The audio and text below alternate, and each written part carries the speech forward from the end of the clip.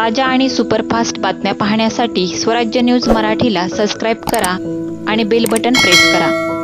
भाषण ऐकण्याकरता उपस्थित असलेले या सभागृहातील सर्व मंडळी, आदरणीय एकनाथजी शिंदे साहेब काय काम करतात, अशा पद्धतीचं हे सगळे सांगतील। सगळ्या महाराष्ट्राला ते माहित आहे।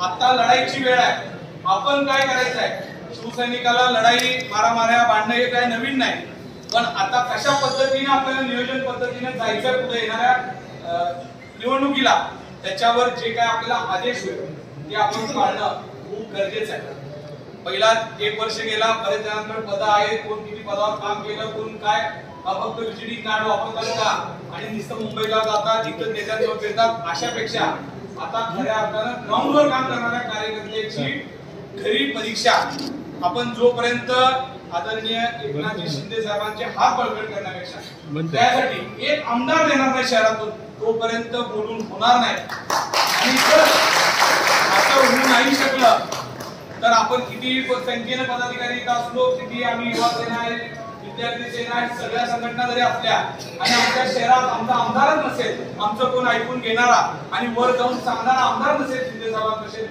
विधानसभेमध्ये, तर या संघटनेच्या बाबतीला 0 व्हॅल्यू आहे।